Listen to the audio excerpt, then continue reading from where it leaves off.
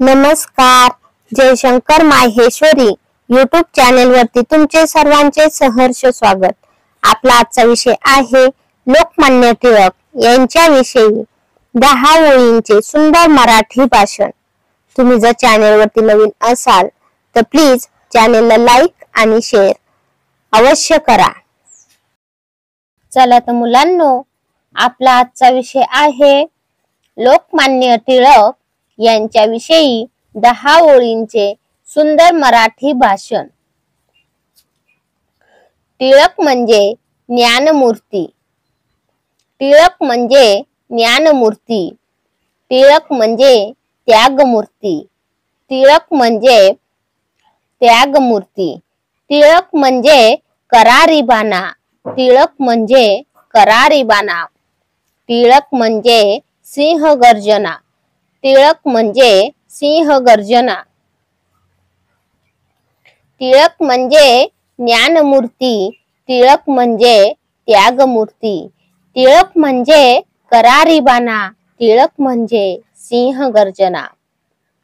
सन्माननीय प्रमुख पाहुणे, आदरणीय शिक्षक आणि माझ्या प्रिय मित्रांनो, आज मी तुम्हाला लोकमान्य टिळक या थोर स्वातंत्र्य सैनिकावर थोडक्यात भाषण सांगणार आहे. लोकमान्य टिळक हे भारताच्या स्वातंत्र्य लढ्याचे अग्रगण्य नेते होते. त्यांचा जन्म 23 जुलै 1856 रोजी रत्नागिरी येथे झाला. बाळ गंगाधर टिळक हे त्यांचे पूर्ण नाव. त्यांना लोकमान्य ही पदवी जनतेने दिली. जनतेने मान्यता दिलेला नेता. 4 नंबर, त्यांनी स्वराज्य हा माझा जन्मसिद्ध हक्क आहे आणि तो मी मिळवणारच ही घोषणा दिली. टिळक हे महान शिक्षण तज्ञ, लेखक, संपादक आणि समाज सुधारक होते. 5 नंबर, त्यांनी केसरी आणि मराठा ही वृत्तपत्र सुरू करून जनजागृती केली. त्यांच्या लेखांनी ब्रिटिश सरकारला हादरवून टाकलं होतं. 6 नंबर, त्यांनी ज्ञान हेच खरे बळ हे तत्व मानले. टिळकांनी सार्वजनिक गणेशोत्सव आणि शिवजयंती साजरे करण्याची सुरुवात केली. 7 नंबर, यामुळे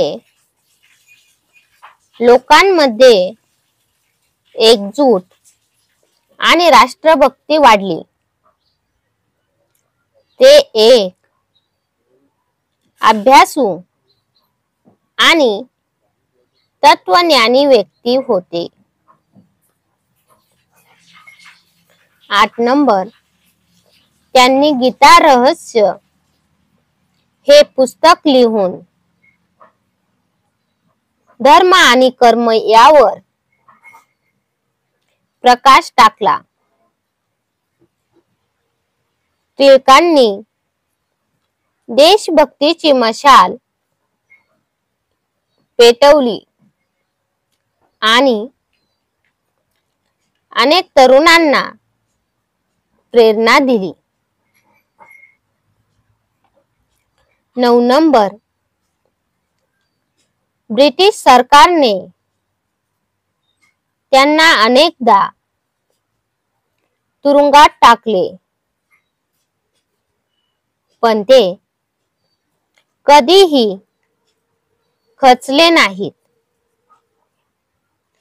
ते खऱ्या अर्थाने लोकनेते होते. आणि शेवटचा 10 नंबर, त्यांनी जो स्वराज्याचा ध्यास घेतला त्याचं फळ आपण स्वतंत्र भारताच्या रूपाने पाहतो. एवढे बोलून मी माझे भाषण संपवतो. जय हिंद, जय महाराष्ट्र.